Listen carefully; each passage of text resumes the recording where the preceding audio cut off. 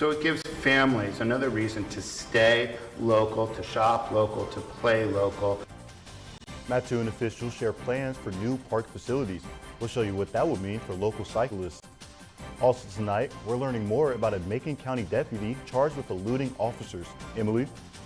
Temperatures were warmer today with highs in the 30s, and those warmer temperatures are expected to stick around.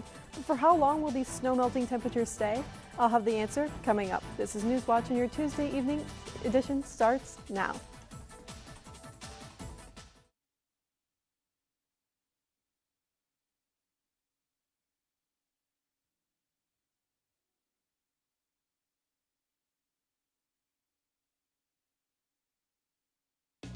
Alamo Steakhouse and Saloon. Whatever the occasion, it's an environment for an evening of dining, conversation, and cocktails. Whatever your needs, our staff is ready. Alamo Steakhouse and Saloon, located at the Cross County Mall, Mattoon. TCI Realty, Charleston area's real estate connection, commercial, land and farm, and residential real estate. Experienced realtors with an up-to-date website at tcirealty.net. TCI Realty supports the students of WEIU Newswatch. The Charleston House proudly supports Newswatch. Now welcoming guests on Charleston's historic 6th Street, the Charleston House Bed and Breakfast Inn offers refined accommodations in a beautifully restored bed and breakfast. For booking information, visit craigcollection.com or call the number on screen.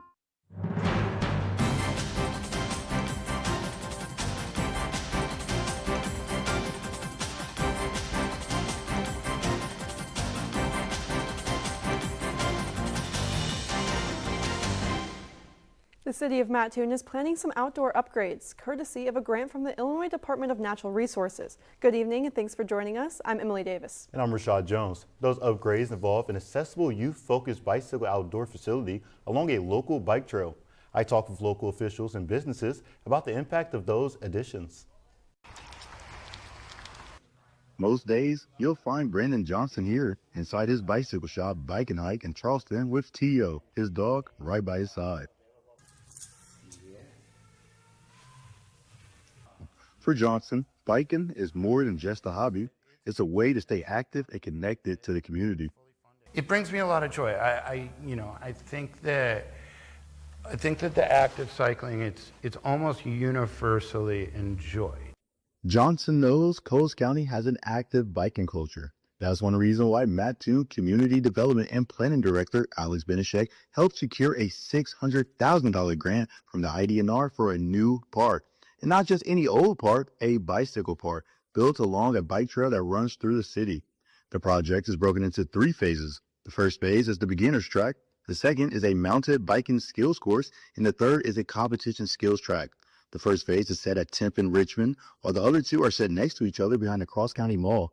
Anything along the bike trail that we can build up to increase our outdoor, recreational ecosystem is going to lead to a net positive for all residents. So it gives families another reason to stay local, to shop local, to play local. And those are the key components that allow communities to thrive and expand, especially in difficult times. Although you might not see a lot of people outside right now because of the weather, by the end of the summer, you'll see bicycles like this out and about. I think this summer we could construct, absolutely. I think you'd have folks that would be able to use it by the end of 2026. And you'd be surprised if there's no snow out. Like, there are people on that bike trail. Both Benishek and Johnson says once temperature rise, Coles County offers the perfect setting for cyclists of all levels. You want to take a long 50, 60, 100-mile bike ride through the country? Easy. But if you go on the bike trail, you'll see people out there, definitely when it's more warm, for sure. For now, the project is rolling right along. Benishek says all 3 phases will be completed in the next 3 years. The city will host a community campaign to help fund the last phases of the park.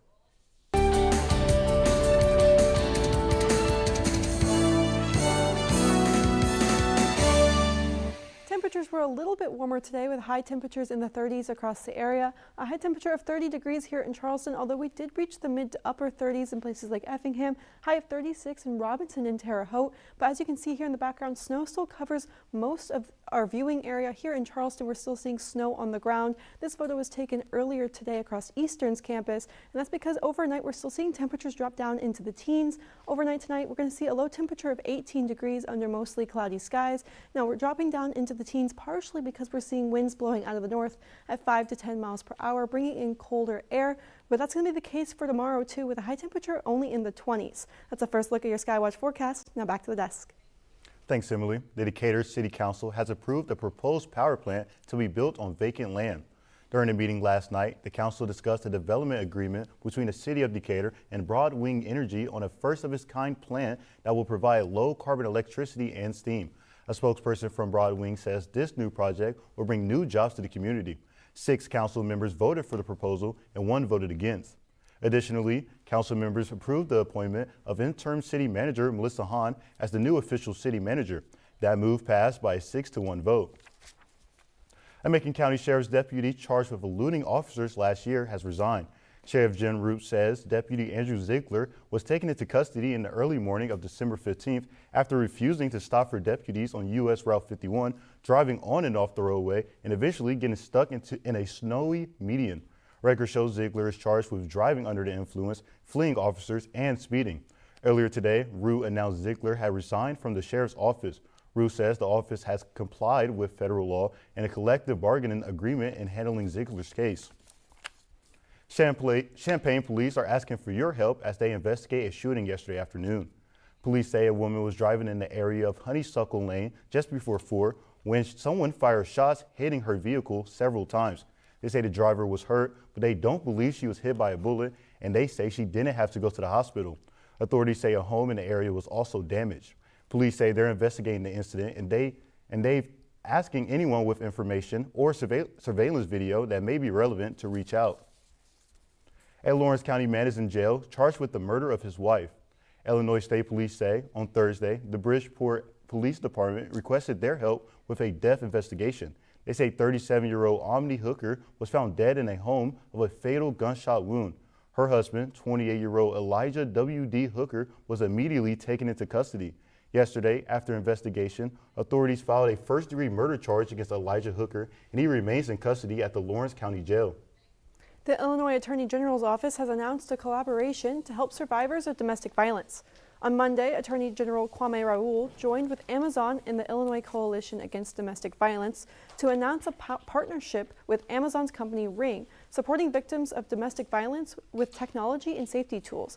Officials say the ICADV received and distributed 1,000 Ring devices with protective features to domestic violence survivors across all 102 counties in the state.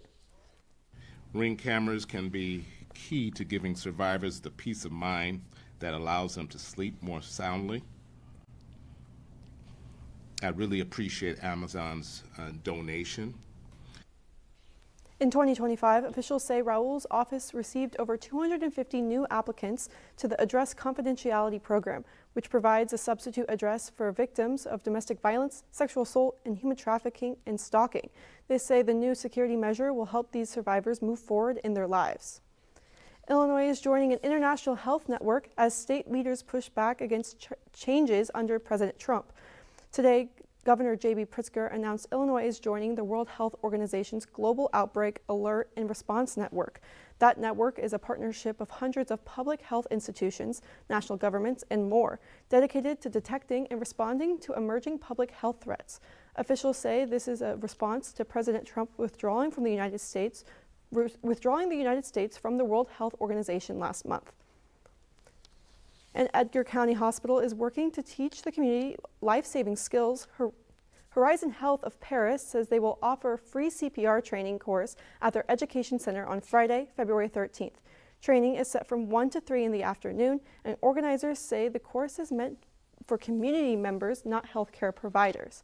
You can register on Horizon Health's website for a $25 fee. Officials say it will be refunded on the completion of the course unless participants wish to buy an optional American Heart Association certification card. Well, Emily, it's been another chilly day in central Illinois. And I'll have another check of the forecast coming up.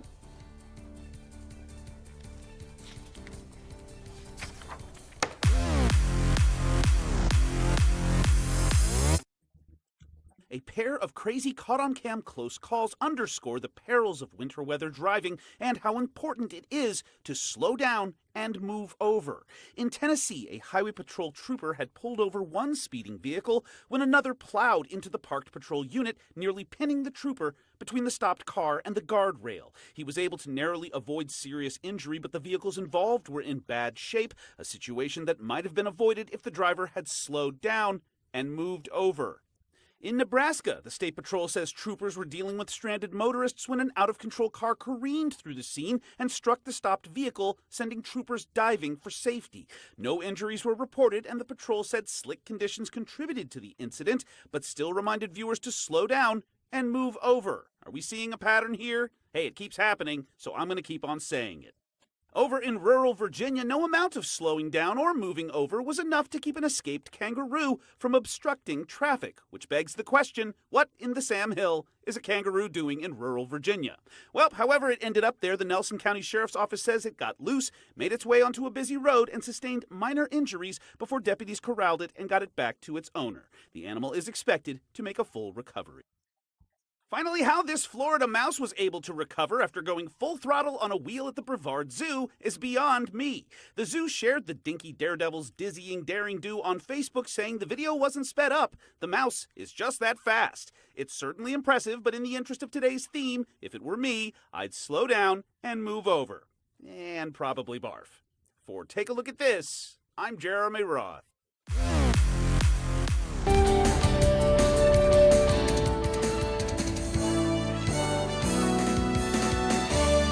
We saw a little bit warmer of temperatures today with high temperatures in the 30s across the area. A high temperature of just 30 degrees here in Charleston, although we did reach 35 in Effingham and 36 in Robinson and over in Terre Haute. Now, not all of us saw above freezing temperatures, which is why we're still seeing snow here in Charleston here in the background. Across Eastern's campus, this photo was taken earlier at 2:30 p.m. and we're still seeing snow across most of our viewing area. But as we move overnight and we're looking at our current temperatures, we're seeing temperatures begin to drop down into the upper 20s. Temperatures currently around 28 degrees here in Charleston, still staying in around 30 down in Effingham, but you'll notice mostly cloudy skies in parts of the area, some clear skies in the other half of the area. But as we move overnight tonight, we're going to be seeing mostly cloudy skies across the entire viewing area.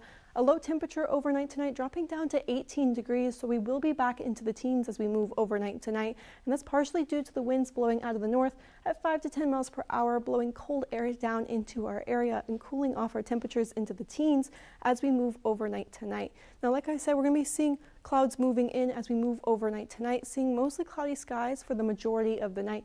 And as we move into tomorrow morning, we'll be seeing those clouds stay in our area. And you'll see that here on our breakdown. We're seeing mostly cloudy skies moving through our area as we move throughout the majority of the daytime tomorrow. But temperatures won't warm up too much because we're only going to be seeing a high temperature in the 20s tomorrow, a high temperature of 25 degrees. Once again, colder because we are seeing winds blowing out of the north at 5 to 10 miles per hour, 10 to 15 here in the afternoon. We're going to be seeing temperatures warming up to our high around the late afternoon hours, but we are going to be seeing those clouds moving in and out as we move throughout the daytime tomorrow, eventually starting to clear up as we move into the evening hours of our Wednesday, seeing partly cloudy skies as we move into that evening. But as we move forward, those partly cloudy skies are going to be consistent as we move into the rest of our work week. Partly cloudy skies on Thursday, temperatures warming back up into the 30s as we move into our Thursday with a high of 31 degrees, warming up even further into the mid-30s on Friday with a high temperature of 35 degrees, once again under partly cloudy skies. And we will see temperatures cool back down a little bit as we start our weekend, still in the 30s though, with a high temperature of 31 degrees on Saturday, but those clouds will return with mostly cloudy skies to start off our weekend. Now, the reason why we're seeing this warm up and then a cool down is because of our upper level jet stream.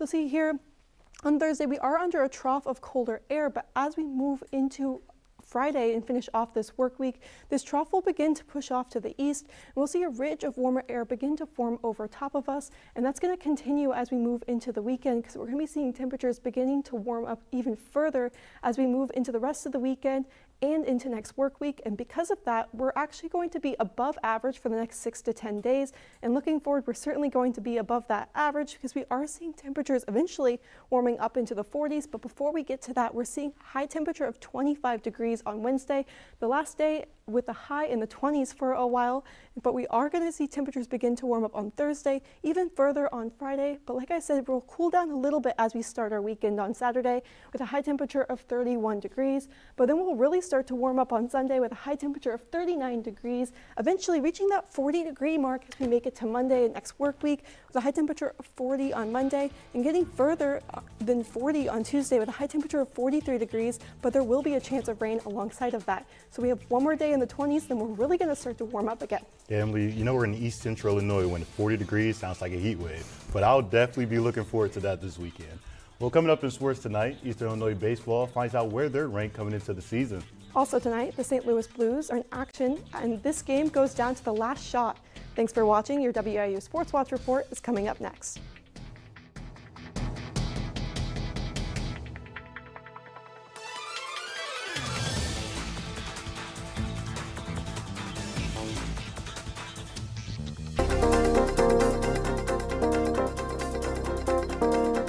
Much of the country is dealing with bitterly cold weather, and cranking up the heat in your home to stay warm means higher energy bills. When it's extremely cold out, you're going to have to run your furnace or your gas fireplace. According to recent data, Americans paid about 7% more for electricity this past November than last November. Slocum says one reason energy costs are up is higher delivery costs. Let's look at this Con Edison bill for a home in the New York area. The total bill is just under $500. The delivery fee is more than half the total. So what is a delivery fee? According to Con Ed, those fees help cover the cost to build, maintain, and operate infrastructure. You've got to be able to deliver that electricity from the power plant across transmission lines, the distribution lines on your street. All of that costs money to maintain. And across the country, artificial intelligence data centers are also fueling rising costs. The problem is all of the computers that run these chips and this AI are incredibly electricity hungry. Patrick DeHaan with Gas Buddy says many AI data centers use natural gas generated electricity because it's cheap. And that is hitting all of us because of the huge demand now for natural gas. DeHaan says lowering your thermostat by even a few degrees can make a big difference on your bill. Slocum suggests upgrading your windows and doors to keep cold air out. He also says if you're concerned about rising costs, you can contact your local leaders. He says distribution fees are approved by state regulators. For Consumer Watch, I'm Jen Sullivan.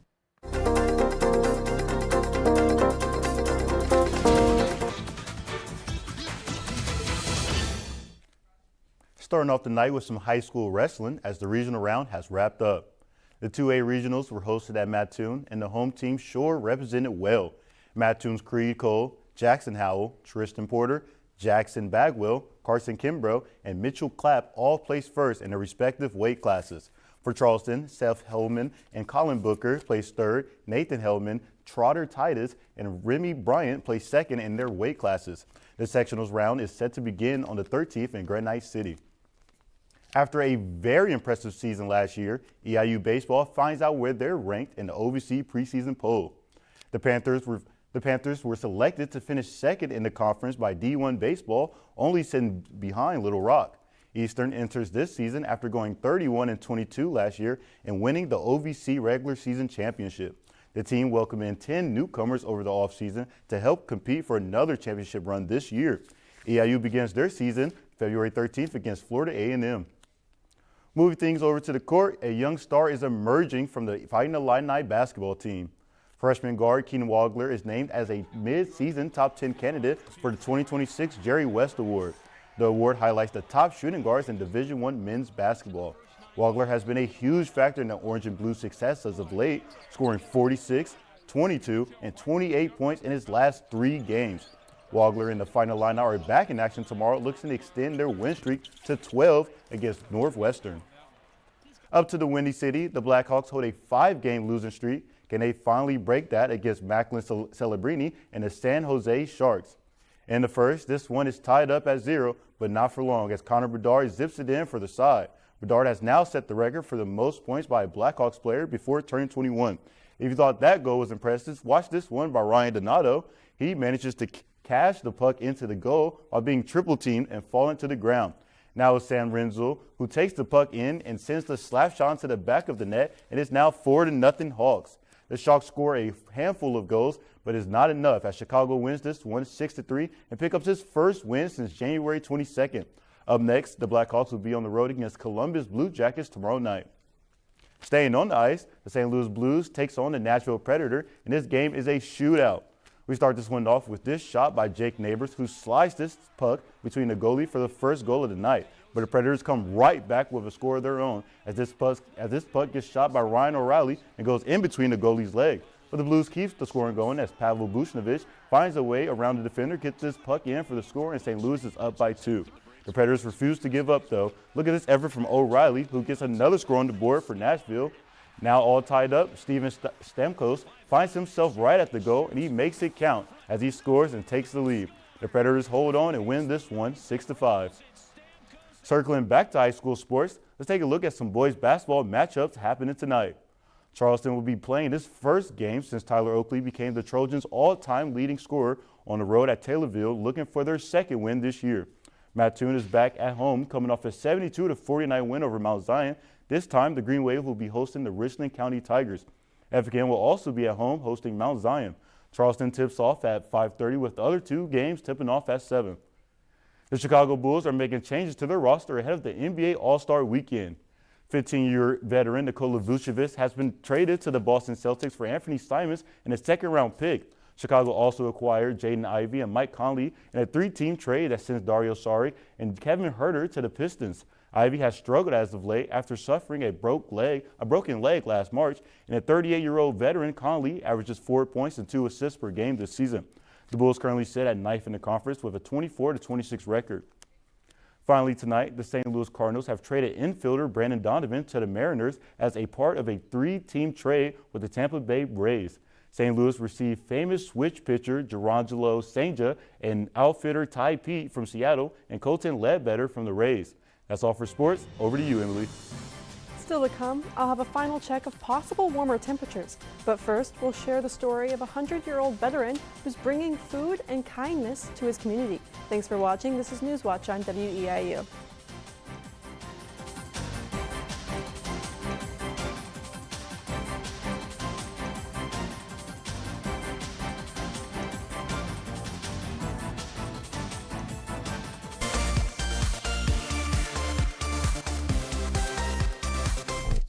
Y'all want to work in a steel mill like me for the rest of your days?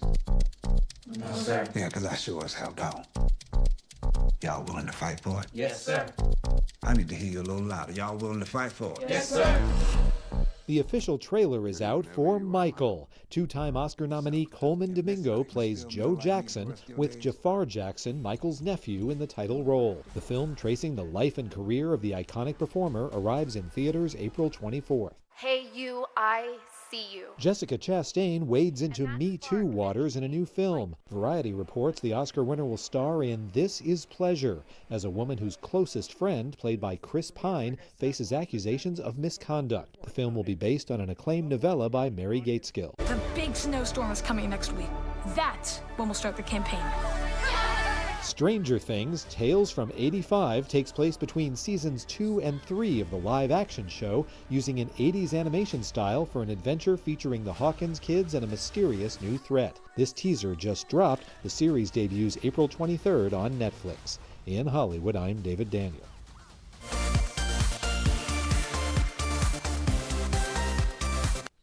Finally tonight, more than 80 years after he served in World War II, one Colorado veteran is still finding ways to serve. 100-year-old Mel Faze of Denver volunteers delivering for Meals on Wheels. Until 5 years ago, he drove his own route, bringing meals to homebound seniors. Now, his 2 sons do the driving, and Mr. Faze drops off the food. Faze says he loves the work, and he says at his age, keeping active makes a big difference. Now, let's move over to Emily Davis for a last check of the Skywatch forecast. Currently, we're seeing temperatures in the 20s as they begin to drop down overnight tonight. Temperatures currently around 27 degrees here in Charleston, but we are seeing clouds beginning to move into the area, and that's going to be consistent as we move overnight tonight. We'll be seeing mostly cloudy skies overnight tonight, continuing into tomorrow, eventually not warming up too much to just a high of 25 degrees tomorrow, but we will be seeing those mostly cloudy skies and winds blowing out of the north, keeping those temperatures in the 20s as we move throughout the daytime tomorrow. But as we look at the next 7 days, we will see warm up begin as we move into the weekend and eventually next work week. But before we get to that, we'll be seeing a high of 25 tomorrow, warming up eventually to 35 degrees by the end of the work week. We will see a slight dip in temperatures as we start the weekend with a high of 31 degrees on Saturday, but then the real warm up will begin with a high temperature of 39 degrees on Sunday before reaching the 40-degree mark next work week with a high of 40 degrees on Monday and 43 degrees on Tuesday with the possibility of rain. Well, thanks, Emily. For more news and weather, be sure to log on to our website at weiu.net. There, you'll find real-time forecasts and a news video of the day. And if news is happening in your community, let us know by dropping us an email at news@weiu.net. Have a good night.